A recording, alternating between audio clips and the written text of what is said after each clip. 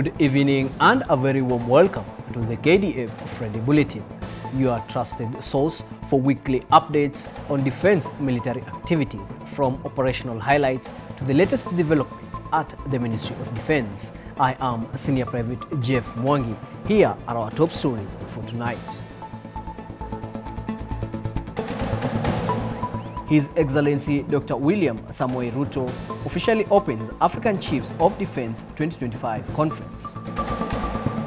Defense Cabinet Secretary presides over National Defense College graduation. Kenya Defense Forces cadets joining United States military academies celebrated. Commander Kenya Air Force celebrates school's national drama success.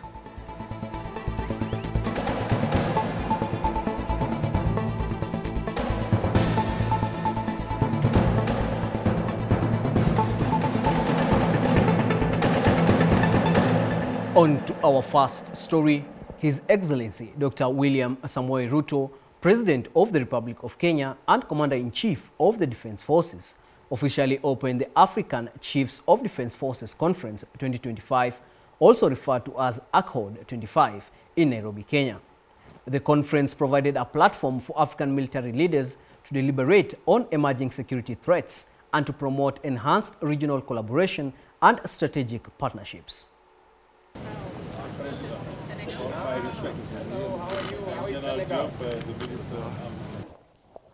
President Ruto emphasized the significance of hosting the event on African soil for the second time, highlighting Africa's increasing role in shaping its own security agenda.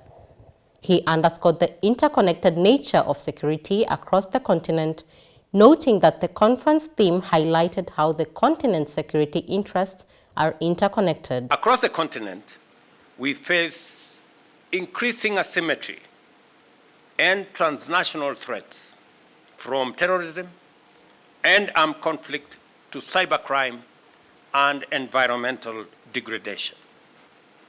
These challenges test the resilience of our institutions and demand that we reimagine our peace and security architecture.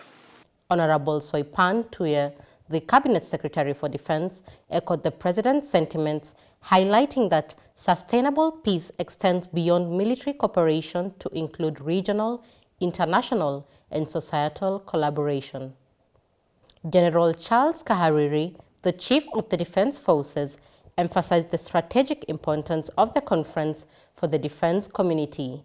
He noted that the conference is a crucial forum for military leaders to align strategic thinking, strengthen their collective posture, and reinforce the unity essential for continental security.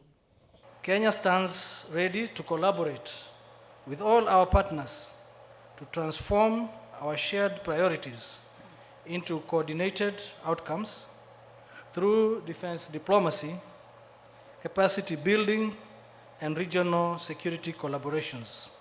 His sentiments were echoed by General Michael Langley, Commander of the United States Africa Command, who stressed the importance of continuing to host the conference on the African continent.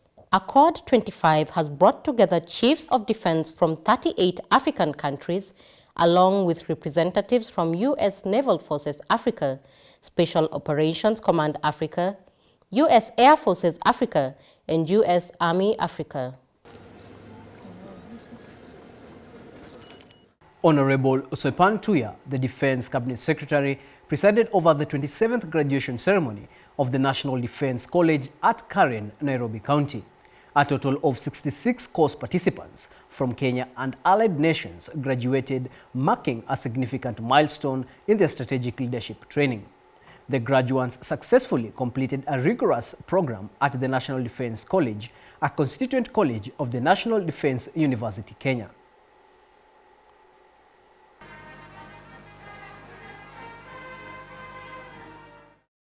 Honorable Tuya congratulated the graduates, highlighting their dedication to the demanding curriculum and urging them to uphold excellence and patriotism in their strategic leadership roles. She acknowledged National Defense College's high standards and the invaluable perspectives brought by allied nations. Your diversity is not only a strength, but also a testament to the strategic importance of this course. You represent a rich tapestry of expertise, cultures, and experience, a powerful illustration of the collaboration required in today's interconnected security landscape. To the graduates, as you return to your respective MDAs and allied nations, I urge you to uphold the highest principles of duty, honor, and service.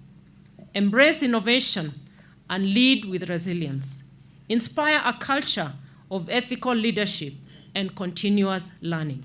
Prior to the graduation ceremony, General Charles Kahariri, Chief of the Defense Forces, delivered a high-level lecture titled Proliferation of Technology, a Sword and a Shield, discussing how technology serves as both a tool for defense and a potential instrument for disruption. The lecture explored the ways in which technology impacts surveillance, precision weapons, and cybersecurity, as well as disrupting traditional security paradigms.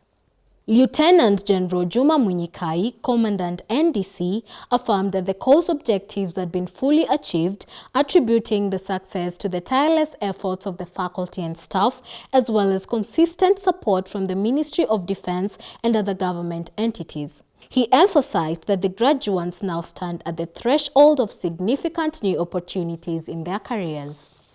I'm pleased to assure you that the objectives we set out for this cause have been fully achieved. This success was made possible by the tireless efforts of our faculty and staff and the consistent support and guidance we received from the Ministry of Defense, as well as other ministries, departments, and agencies. Ms. Chibole Andaje, the valedictorian from the Kenya Revenue Authority, while delivering the valedictory speech, described their 49 weeks at NDC as both memorable and worthwhile. From this exercise, we learned that governance akin to this course is rarely linear. It demands decision-making under uncertainty, the management of many moving parts, and most importantly, the cultivation of consensus, even where consensus is elusive. Dr. Patrick Mariru, the Defense Principal Secretary, delivered a lecture of opportunity to participants of the Senior Joint Command and Staff course number 40 of 2024-2025 at the Joint Command and Staff College, Karen, focusing on the theme, Strengthening Kenya's Defense Industry Base for Self-Reliance. Dr. Mariru provided a comprehensive overview of the global, regional, and national defense industry landscape, examining key strategic fields, socio-economic impacts, and Kenya's industrialization efforts within the defense sector. Especially in the areas of IT. The PS emphasized that Kenya's defense industry is undergoing a transformative shift aimed at reducing dependence on foreign suppliers while enhancing national security and economic development. He noted that under the leadership of His Excellency President Dr. William Ruto, the government has shown strong potential and commitment to fostering innovation, resilience, and local industrial capability. Dr. Mariru outlined how the Ministry of Defense, in collaboration with other ministries, departments, and agencies, is implementing a defense industrialization strategy designed to build a self-sustaining defense industrial base. He pointed to the contributions of semi-autonomous government agencies under the ministry, including the Kenya Ordnance Factories Corporation, Kenya Shipyards Limited, Kenya Meat Commission, and Kenya Space Agency as critical players in this strategy.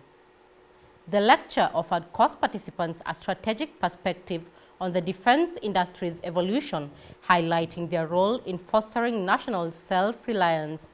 Participants underscored the importance of strengthening the defense sector by aligning education systems with industrial needs, embracing technological advancements, and increasing capital investments. And then they fund that idea, and they let you grow. And if you want to grow even more, even internationally, they support you as a government. Moving on, heads and representatives from the East African Community Military Intelligence Agencies convened in Nairobi for their annual meeting to deliberate on crucial regional security and intelligence matters. The conference provides a crucial platform for the East African Community member states to review the current security landscape and assess the implementation of previously approved security agendas.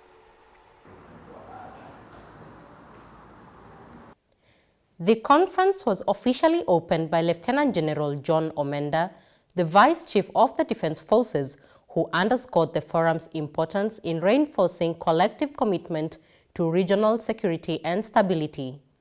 Major General Mohamed Bourje, Director of Military Intelligence Kenya and chairperson of the conference, emphasized the significance of intelligence sharing and the benefits of regional cooperation in securing the East African community. Delegates from member countries presented briefs on their respective national security situations, identifying common challenges such as terrorism and violent extremism, armed insurgencies, cross-border crime, illicit trafficking, and ethnic and political violence. We have engaged in productive discussions, particularly regarding the pressing security challenges in the region and the persistent threat of terrorism. We have seen that the terrorism threat, with its evolving tactics and reach, necessitates a proactive and adaptive approach. Our discussions have stressed on the importance of seamless information exchanges to effectively counter these threats. The conference recommended strengthening capacity building initiatives and deepening intelligence sharing mechanisms across member states. The conference concluded with the signing of key agreements and policy documents.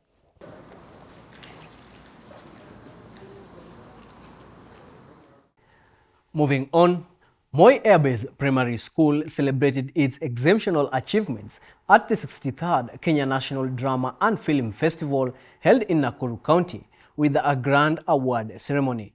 The event, spearheaded by Major General Fatma Ahmed, the Commander, Kenya Air Force, was a vibrant occasion that brought together the school community, parents, military personnel, and key education stakeholders to honor their success.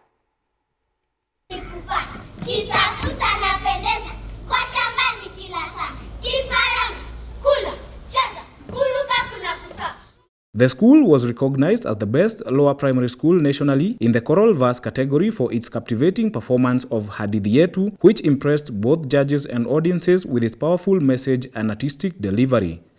The celebration featured vibrant performances from the winning team, traditional dances, and a variety of artistic displays. Outstanding pupils were awarded medals, certificates, and gifts, with top performance commended for their exceptional acting, narration, and stage presence. Major General Fatuma Ahmed praised the pupils for their excellence, acknowledging the dedication and hard work that brought honor not only to Moi Air Base but also to the entire Kenya Defence Forces community. This school is a beacon of our investment in youth education and talent development, and this win exemplifies what determination, guidance, and support can achieve. Brigadier Bernard Oluoch, Base Commander of Moi Air Base, also lauded the school for setting a high standard in integrating performing arts into the primary school curriculum.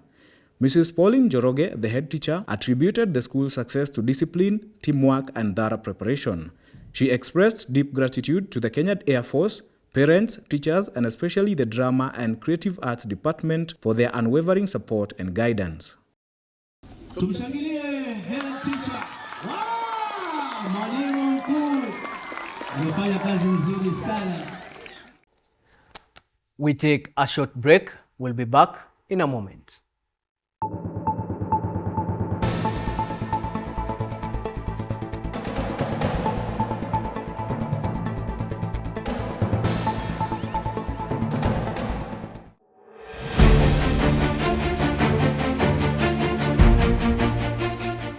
Kenya Shipyards Limited is a premier developer of ships and boats in the region.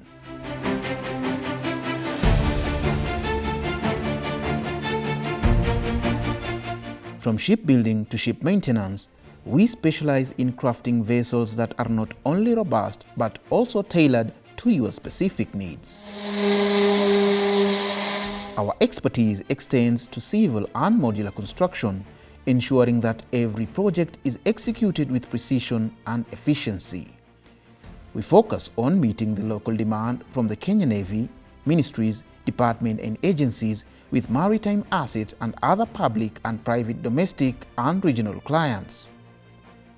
Our operations span from the Mombasa Shipyard, strategically positioned near the Mombasa port to facilitate docking for local and international vessels, to the Kisumu Shipyard situated on the shores of Lake Victoria, and the Nairobi workshop.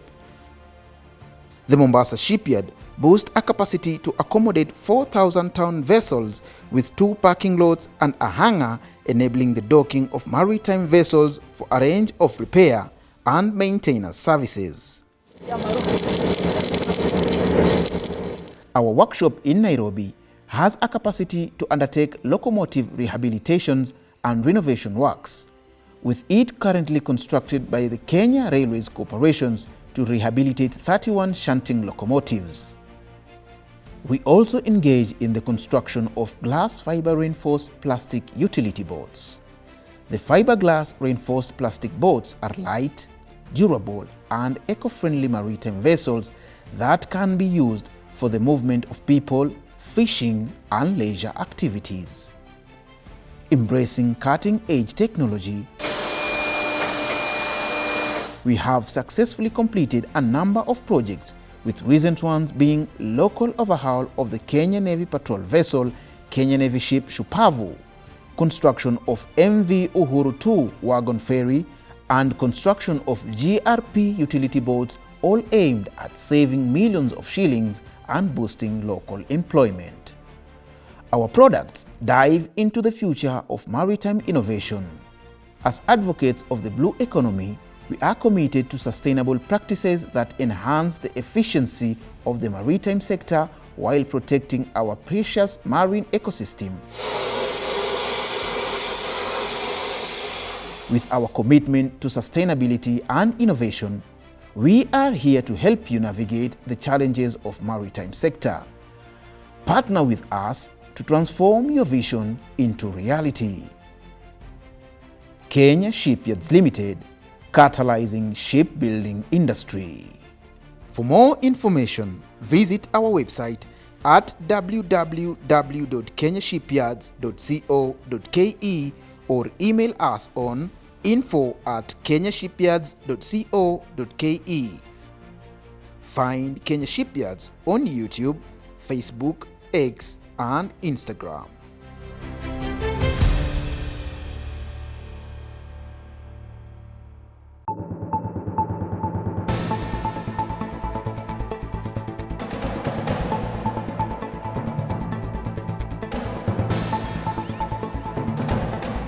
Major General Paul Otieno, the Commander Kenya Navy, took part in the International Maritime Defense Industry Exhibition 2025 held in Busan, South Korea. The exhibition, held biannually, showcases cutting-edge developments in the global maritime defense sector. The 2025 edition highlighted the latest innovations in naval vessel technology and advanced weapon systems. Major General Otieno engaged with key industry partners as well as bilateral discussions with the Republic of Korea Navy. The meeting focused on enhancing military cooperation and strengthening the ties between the two naval forces. Major General Otieno visited the Republic of Korea Navy fleet on board frigate Gyeongnam and destroyer-class Sejong the Great. The International Maritime Defense Industry Exhibition 2025 was jointly organized by the Republic of Korea Navy, Korean International Trade Association, Republic of Korea Marine Corps, and the Association of the Republic of Korea Navy. Moving on, Warrant Officer Class 1 Bwana Haji Omar, the Defense Forces Sergeant Major, delivered a lecture of opportunity to the Senior Joint Command and Staff Course number 40 of 2024-2025 at the Joint Command and Staff College, Karen, Nairobi. The lecture apprised the course participants on the role and the responsibilities of the Defense Forces Sergeant Major, with a focus on leadership and professionalism within the military. Maturity isn't about proving a point. It's knowing when to be silent and when to walk away. Owan Haji urged the officers to rise above personal grievances as they progress through the ranks. He underscored the importance of emotional maturity and the power of forgiveness in leadership, emphasizing that effective leadership is not about waiting for the perfect moment, but about seizing opportunities when they arise. He reminded the officers that soldiers look to their commanders for guidance and inspiration, stressing that true leadership involves setting a positive example and prioritizing the welfare of subordinates.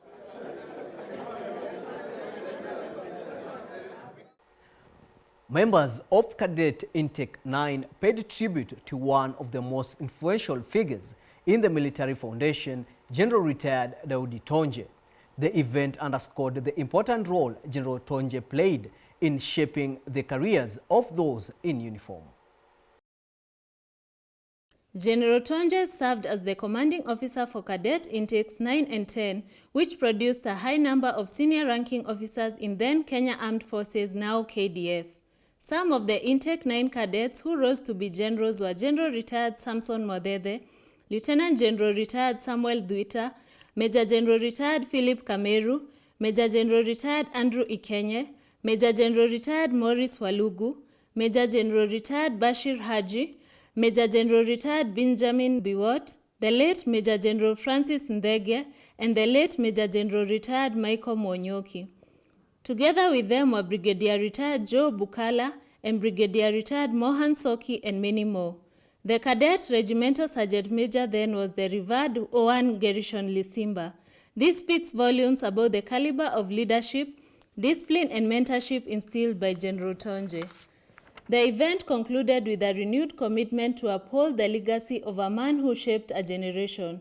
General Tonje's leadership created more than successful officers, it forged resilient principal leaders for the nation. His legacy, grounded in excellence and purpose, will continue to serve as a compass for all who worked under his command and for those who will follow the path he so clearly marked. The Kenya Defense Forces, in partnership with the United States Africa Command, hosted a congratulatory ceremony in Nairobi to honor 2 Kenyan cadets selected to join prestigious United States military academies. The event celebrated Cadet Moses Kipsang, who will be joining the United States Air Force Academy, and Cadet Philemon Munjuri, who has been accepted into the United States Naval Academy. General Michael Langley, the commander US AFRICOM, expressed his pride and enthusiasm in welcoming the cadets and extended his best wishes for their training and stay in the United States. Brigadier Peter Kimundiu, the commandant Kenya Military Academy, lauded the achievement, emphasizing that their discipline and hard work brought them this far and greater challenges and opportunities lie ahead. He encouraged the cadets to apply themselves fully and represent Kenya with pride, noting that their achievement reflects both their personal accomplishments and the enduring strength of the partnership between Kenya and the United States.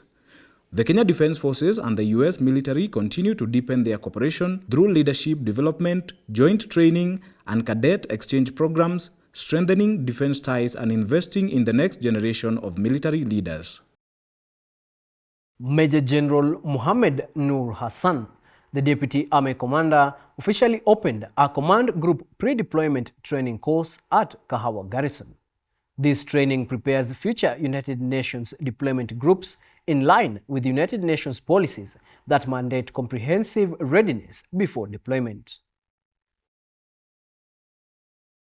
Major General Hassan highlighted that participants would receive instructions from a team of experienced military personnel and highly qualified civilian experts from the International Peace Support Training Center.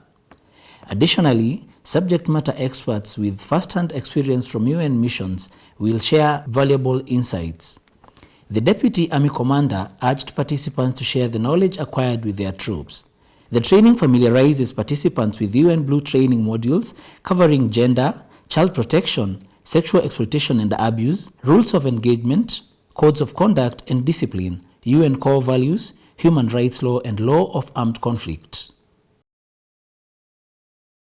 Moi Air Base was transformed into a vibrant mosaic of colors, culture, and camaraderie as officers and service members gathered at Sinamakosa Stadium for the inaugural Cultural Diversity Day, held under the theme Soaring Together, a celebration of cultural diversity. Brigadier Bernard Olwoch, the base commander, presided over the event that marked a significant milestone in the base's ongoing efforts to promote unity, inclusivity, and national cohesion within the Kenya Defence Forces.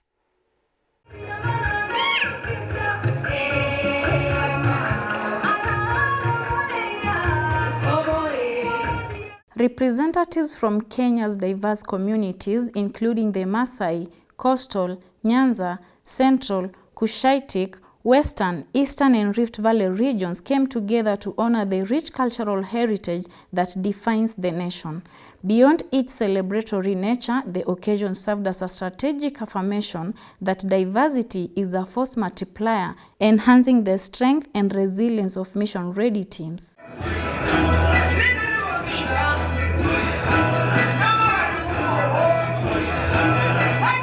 The event coincided with global observances of the World Day for Cultural Diversity, a United Nations initiative commemorated annually on 21st May to highlight the importance of intercultural dialogue in fostering peace, sustainable development, and social harmony. Brigadier Olwoch commended the organizing committee for their exemptional efforts and underscored the deeper meaning behind the day's festivities and highlighted the day as a celebration going further than a display of music, dance, and attire, but as a reaffirmation of KDF's shared values of respect, inclusivity, and unity in diversity. At Moi Air Base, we reflect the spirit of our nation, diverse in tribe, language and heritage, yet united by duty, service, and patriotism.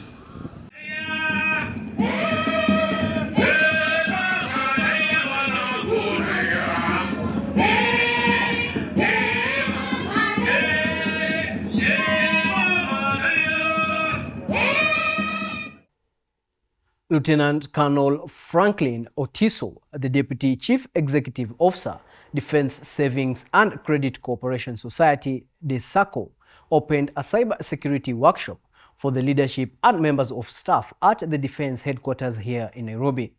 The training, facilitated by Safaricom, aimed at sensitizing the members on digital space threats, challenges, and means of mitigating them. The only system which is truly secure is the one that is switched off. That's when unaluza kabambe bwana. Kuna mtu ako na kabambe. So I'm proud. The Deputy CEO noted that digital spaces are critical in the operability of organizations and are equally dangerous if misused. He urged participants to embrace the training with utmost seriousness. Specified areas of training included information classification and data privacy, internet threats and safe browsing habits, incident response and clean desk policy, email scams and phishing, passwords and physical security, social engineering and networking threats, learning hubs and malware awareness, data management and data protection. So, online is where hackers are. Hackers are not anywhere else. As long as you are online, you are in the space of hackers. Kenya Defence Forces demonstrated its commitment not only to national security but also to social responsibility through a series of coordinated community outreach initiatives across Homa Bay County. This heartwarming civil-military cooperation activity aimed at supporting vulnerable members of society as the nation prepares to celebrate Madaraka Day. Led by Parade Commander Lieutenant Colonel Daniel Musau, the commanding officer 7 Kenya Rifles, KDF personnel from the Kenya Army, Kenya Air Force, and Kenya Navy visited 3 different children's institutions within the county. They handed out essential supplies and spent quality time with the children. Kenya Army personnel visited the Ndiwa Children's Home, interacting with the children and delivering food items, clothing, and learning materials. Simultaneously, Kenya Air Force personnel made their way to the Homa Bay Children's Home, where they offered similar donations and engaged in meaningful mentorship sessions. The Kenya Navy personnel visited Troban Children's Academy, providing much-needed supplies and uplifting the spirits of the children through storytelling, games, and motivational talks. This initiative highlighted the KDF's enduring commitment to service beyond the battlefield, reinforcing their role as the people-centered institution. Dr. Abdi Mohammed, the Regional Commissioner for Rift Valley, convened a high-level security meeting at the Kenya Forestry Research Institute in Marigat, Baringo County, in an effort to restore peace and stability in the North Rift region.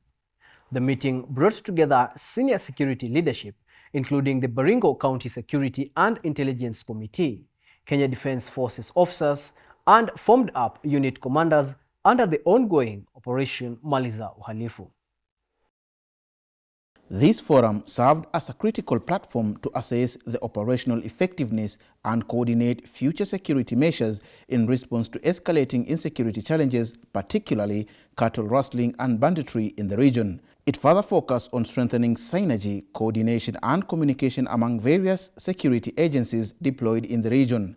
The Regional Commissioner called for unified inter-agency collaboration, describing it as indispensable in sealing off escape routes exploited by cattle rustlers and ensuring rapid, coordinated responses to criminal threats. He stressed that modern security challenges demand a shift toward technology-driven operations and urged all security units to fully embrace innovations such as drone surveillance, real-time data integration, and secure digital communication platforms to significantly boost intelligence gathering and response efficiency. Major Felix Mackenzie, the liaison officer, urged sub-county security teams to hold regular localized security meetings. He emphasized that these sessions should involve National Police reservists, the county security team, chiefs, and community representatives to encourage local solutions and facilitate early detection of emerging threats. Major Mackenzie stressed that proactive engagement with local stakeholders will help ensure no issue goes unnoticed, adding that this grassroots approach will enhance vigilance and responsiveness. Major Julius Sanga, the officer commanding Usalama Forward Operating Base, led troops operating under Operation Amani Boni in undertaking a community outreach to support Kiunga Primary School by bolstering their feeding program. The mission involved the delivery of assorted food supplies, including maize, rice, dehydrated potatoes, sugar, cooking oil, biscuits, beans, and pineapples, as part of an effort to reinforce the government's free school lunch program. The gesture came at a time when the school is grappling with logistical challenges in the consistent resupply of essential food items. This is part of KDF's effort to support the welfare of the communities within their area of operation. Mr. Mugendi, the head teacher of Kiunga Primary School, along with his teaching staff, expressed deep gratitude for the act of kindness. They acknowledged that such support goes a long way in motivating pupils to attend school regularly and remain focused in class. Mr. Mohamed Kuchi, Chief of Kiunga Location, commended the KDF for their continued commitment not only to securing the region from ongoing terror threats, but also to promoting sustainable development.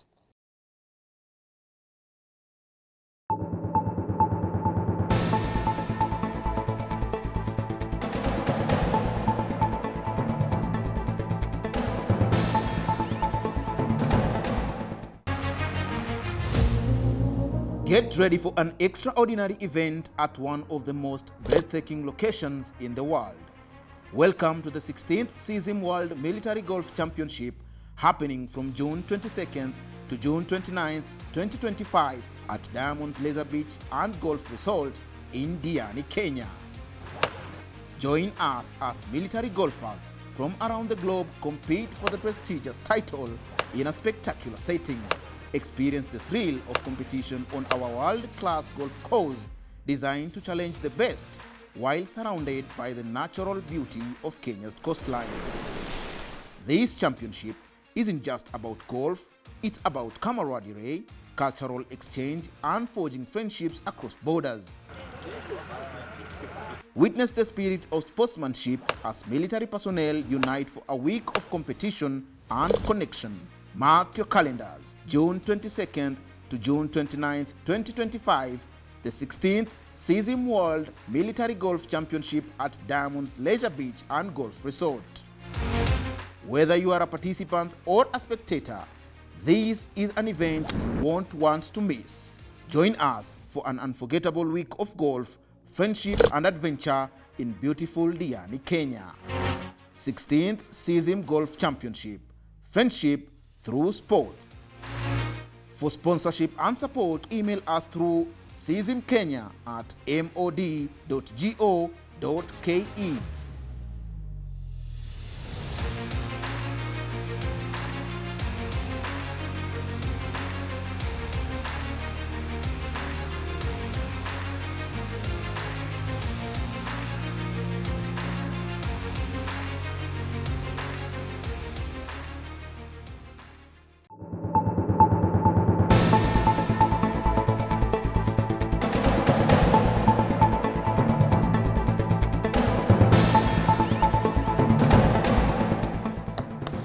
That's all for tonight. Thank you for watching.